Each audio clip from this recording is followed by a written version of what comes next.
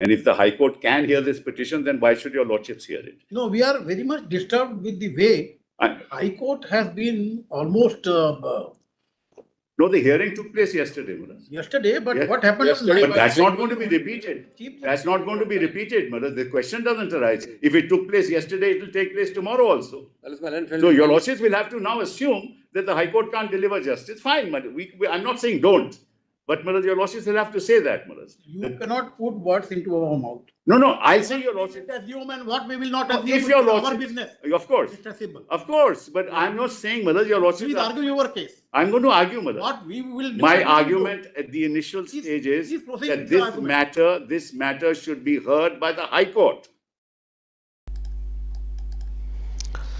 দর্শক দেখলেন কপিল সিব্বল অনেক জ্ঞান দেওয়ার চেষ্টা করছিলেন এবং নিজের মতো করে সব বলছিলেন এবং সেটাকে সুপ্রিম কোর্টের বক্তব্য হিসেবে জাহির করছিলেন যে হাইকোর্টে তাহলে কি বিচার হবে না, এটাই কি আমরা ধরে নেব, মানে এই টাইপের, মানে এটাই কি বলতে চাইছেন বেঞ্চের উদ্দেশ্যে উনি বলার চেষ্টা করছিলেন। তো ব্যাস ধরেছিলেন জাস্টিস প্রশান্ত কুমার মিশ্রা ধরেছিলেন যে আপনার কথাটা আমার মুখে বসিয়ে দেবেন না, যেটা হয়েছে হাইকোর্টের সেই বিষয়ে কথা বলছি, ওই রকম পরিবেশ তো হওয়ার তো কথা না। তো সেটাই মানে সেটাই বলা হয়েছে। আর কপিল সিব্বল যেটা বোঝানোর চেষ্টা করেছিলেন তাহলে কি হাইকোর্টে হবে না, মানে সুপ্রিম কোর্ট কি তাহলে এটা মনে করছে হাইকোর্টে বিচার হবে না, মানে এই টাইপের বলা, তো হাইকোর্টে কেন মানে হিয়ারিংটা হবে না। তো এই টাইপের যখনই বলতে যাচ্ছিলেন কপিল সিব্বল তখন কিন্তু একবারে ধরেছিলেন জাস্টিস প্রশান্ত কুমার মিশ্রা যে আপনার নিজের মুখের কথাটা মানে আমার মুখে বসিয়ে দেবেন না। ওটা কি বলছি আমি, আপনার যা বলার বলুন তো, আপনার যা বক্তব্য রাখুন, হাইকোর্ট কি করবে, বেঞ্চ কি করবে সেটা আমাদের ব্যাপার, সেটা আমাদের বিজনেস, আমাদের ব্যাপার।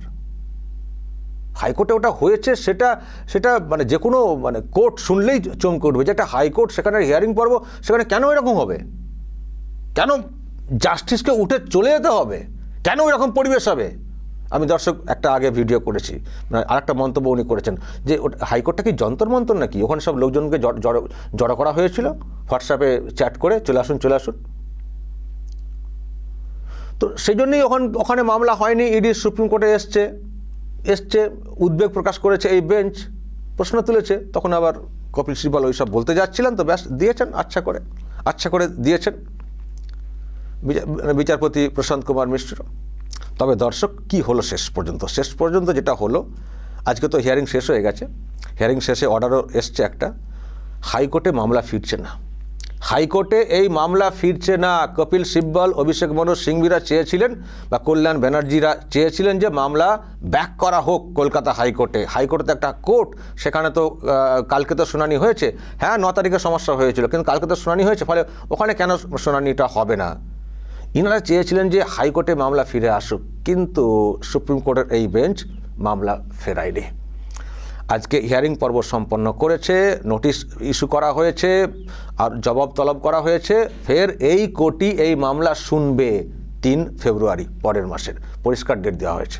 আরও তাড়াতাড়ি শুনতে চেয়েছিল এই বেঞ্চ, সেখানে কপিল সিব্বলরা একটু সময় চেয়েছেন, মানে এই বেঞ্চ তো বলেছিল 2 দিন পরেই শুনবো, ফের 2 দিন পরই ফেরে মামলা শুনবো, না বলে না হবে না, কদিন লাগবে বলতে ওনারা আরও সময় চাইছিলেন, আরও সময়, তো সেখানে 2 সপ্তাহ দেওয়া হয়েছে ইনাদের আবদারের জন্য আর কি, কান্নাকাটি করার জন্য বা যাই বলে না কেন, নাহলে দ্রুত আরও শুনবে বলেছিল এই বেঞ্চ। আর মামলা হাইকোর্টে ফিরিয়ে দেওয়া এরকম কোনো ব্যাপারই কিন্তু হলো না, ফলে আরেকটা কিন্তু থাপ্পড় আজকে হলো সুপ্রিম কোর্টে, প্রথম থাপ্পড়, যে হাইকোর্টে আসছে না, যা হবে সুপ্রিম কোর্টে। এবার দর্শক আপনারা জানেন যে বেশ কিছু অ্যাপিল ওখানে রাখা হয়েছে, যে ঘটনা ঘটেছে, যেভাবে বাধা দেওয়া হয়েছে, সেটা নিয়ে সিবিআই এনকোয়ারির প্রয়োজন রয়েছে, ইডির তরফ থেকে বলা হয়েছে অমক তমক। এখন এইগুলো তো ফাইনাল অর্ডার তো পরে আসবে, আবার তো হিয়ারিং পর্ব হবে, তারপরে ফাইনালি আসবে।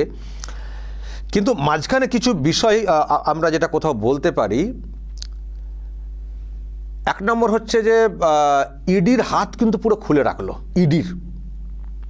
তার আগে আর একটা কথা বলি, এখানে পুলিশ তো মামলা করে দিয়েছিল, যে এসছে আননোন লোক এসেছিল, এই করে সেই করেছে বলে পুলিশ তো এখানে মামলা ঠুকে দিয়েছিল, 3টে না 4টে এফআইআর করে দিয়েছিল অফিসারদের, মানে ইডির বিরুদ্ধে। সেইগুলোকে কিন্তু স্টে করে দিয়েছে সুপ্রিম কোর্ট। ওইসব মামলা কিন্তু এখন কিছু আর চলবে না, এগোবে না। মানে পুলিশ যেভাবে তদন্ত করছিল, একে তাকে ডাকাডাকি শুনছিলেন না, সব স্টে, অফিসারদের বিরুদ্ধে সব করা হয়েছিল, সব স্টে। ওই মামলায় পুলিশ কিছু করতে পারবে না, ওই মামলায় পুলিশ কিন্তু কিছু করতে পারবে না। সেই সঙ্গে আরেকটা কথা কি বলেছে অবজারভেশনে, যেটা বলা হয়েছে যে কোনো এজেন্সি যদি কোথাও তদন্ত করতে যায়, কোনো এজেন্সি যদি কোথাও তদন্ত করতে যায়, সেখানকার কোনো এজেন্সি বাধা দেবে, এটা হতে পারে না, এটা হতে পারে না।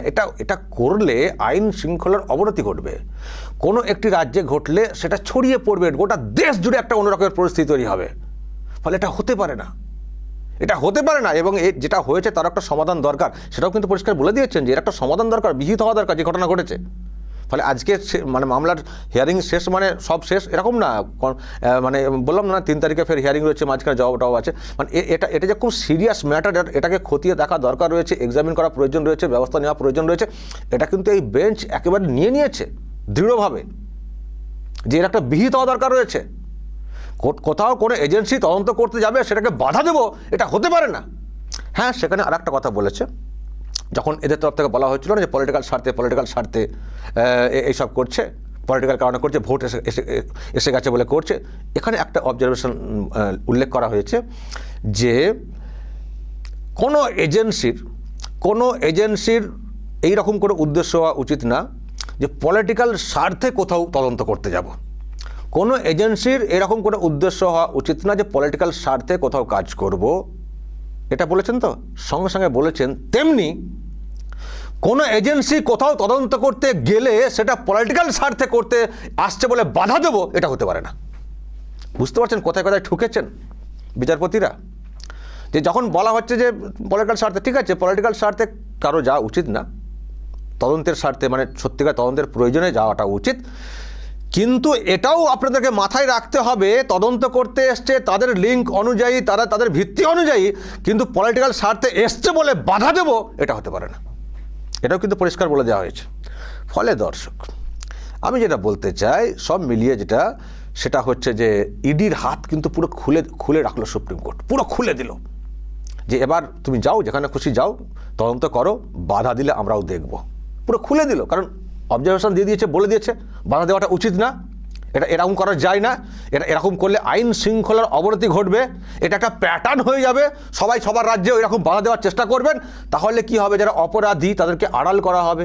তাহলে আইনের একটা জায়গায় বসে অপরাধীদেরকে আড়াল করার চেষ্টা হতে পারে, এটা হতে পারে না, এটা চলতে পারে না।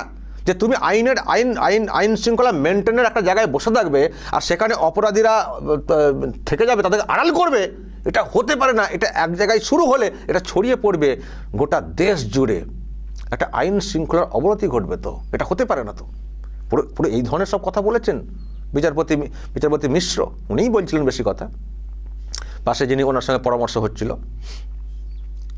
তো বুঝতে পারছেন, তার মানে আমরা কি বুঝলাম?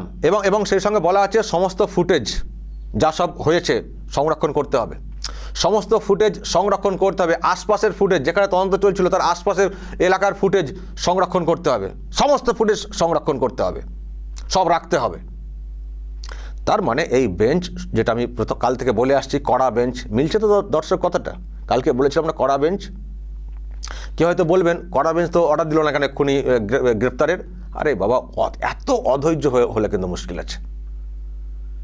একটা কোনো কিছু মানে এটা সিরিয়াস ম্যাটার, নিশ্চয়ই বুঝতে পারছেন। অনেক বড় বড় মানে মহারথীরা সব জড়িত, বোঝাই যাচ্ছে। একটু এক্সামিন করে এমন একটা অর্ডার দিতে হবে যেটা কাট করা যাবে না, সেটা তো ভাবতে হবে। এত দ্রুত সিদ্ধান্তে চলে এলে কী হলো, যদি কেউ ভাবেন কী হলো না, মানে হাইকোর্টে মামলা ফিরল না, ইডিকে পুরো ওপেন করে দিল, হাত খুলে রাখলো, যাও যেখানে খুশি তদন্ত করো, কে বাধা দেয় দেখবো। এরপর এটা ইডির বিরুদ্ধে যেসব এফআইআর করা হয়েছিল পুলিশের তরফ থেকে সেগুলোকে স্টে করলো, সমস্ত ফুটেজ সংরক্ষণের কথা পরিষ্কার বলে দিল, কাউকে রক্ষা কবচ দিল না। এখন চাইলে তো প্রতীক জৈনকে তো দিল্লিতে ডাকতে পারে। তো আমার ধারণা ডাকবে, আমার ধারণা প্রতীক জৈন আইপ্যাকের যিনি কর্ণধার তাকে হয়তো ডাকবে দিল্লিতে। এবার তখন দেখবো দিদি কি করেন। যেভাবে কেসটাকে ঘেঁটে দিয়েছেন না, নিজেরাই নিজেদের বিপদ ডেকে নিয়ে চলে এসছেন নিজেরাই। তো এইসব পরিষ্কার হয়েছে দর্শক। ফলে অনেকগুলি পজিটিভ দিক আছে, অনেকগুলি মানে দিক আছে। সুতরাং যথেষ্টই ভালো অবজারভেশন, ভালো অর্ডার এখনো পর্যন্ত, এবং 2 তারিখে শুনবেন, এই 3 তারিখে। তারপর উনি বলেছেন এই সবের বিহিত হওয়া প্রয়োজন রয়েছে, এইরকম চলতে পারে না, পরিষ্কার বলেছেন, কড়া মেজাজে ছিলেন আজকে, কিন্তু সব পক্ষের কথা শুনেছেন, কেউ বলবেন না যে একতরফা কথা শুনে, সব পক্ষের কথা শুনেছেন, অবজারভেশন দিয়েছেন। আর শেষের দিকে যেভাবে ডিরেকশনগুলো দিয়েছেন, উনি কোথাও ফিল করছেন আমাদের এখান থেকেই এটাকে যা করার করতে হবে, ফিল করছেন, সেই জন্যে মামলাকে ফেরাননি এই বেঞ্চের বিচারপতিরা, তারা মামলাকে মানে ফেরালেন না কলকাতা হাইকোর্টে।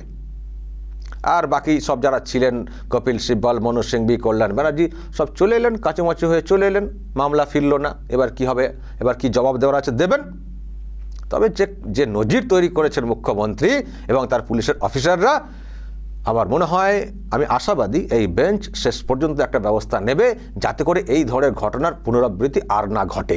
আর তার থেকেও, ওটা তো ওদিকে যা হবার হবেই, কিন্তু ইডির এই যে হাতকে খুলে রাখা, এবার ইডির কিন্তু কিছু কাজ করে দেখাবার সময় এসেছে। এবার কিছু কাজ ইডির করে দেখাবার সময় এসেছে। প্রচুর দুর্নীতি, প্রচুর স্ক্যাম আমাদের রাজ্যের হয়েছে। ফলে যখন সুপ্রিম কোর্ট এতটা তাদের ক্ষেত্রে রক্ষা মানে দিল, সব কিছু দিক দিয়ে পুরো গার্ড দিয়ে দিল, বলে দিল এই করা যায় না, তোমরা যাও করতে পারো। কারণ এরপর আমার ধারণা, এবার যদি ধরুন ইডি আসে এখানে, আর নিশ্চয়ই পুলিশ এগোবে না, আর নিশ্চয়ই মুখ্যমন্ত্রী এগোবেন না, বা তার অন্য লোকেরা এগোবেন না। কারণ এগোলেই, আজকে যদি বা শুনলো খানিকটা, মানে শুনে সব দিকটা শোনার চেষ্টা করছে বেঞ্চ, তখন তো শোনা রয়েছে, আজকের দিনটা শোনা রয়েছে। এরপর এরকম কোনো ঘটনা ঘটলেই দেখবেন ফটাফট কি অর্ডারটা দিচ্ছে এই বেঞ্চ। খুব আমি দেখলাম তো পুরো হিয়ারিংটা দেখলাম তো, পরিষ্কার ওনারা বুঝতে পেরে গেছেন কী হয়েছে পশ্চিমবঙ্গে। ফলে আমি যেটা বলছিলাম, ইডির কিন্তু হাত এই মুহূর্তে খোলা, তারা এবার রাজ্যের যে কোনো প্রান্তে গিয়ে খুব দ্রুত যা ব্যবস্থা নেওয়ার নিতে পারে। এরপর বাধা দিলে আরও বিষয়টা করা হয়ে যাবে, এটা বলতে কোনো দ্বিধা নেই। এখন দেখা যাক ইডি কী করে এবং দিদি বা কী করেন। দর্শক বলবেন, যদি আপনাদের এ নিয়ে আরও কিছু বলার থাকে অবশ্যই বলবেন কমেন্ট বক্সে। নজর রাখবেন আরামবাগ টিভিতে।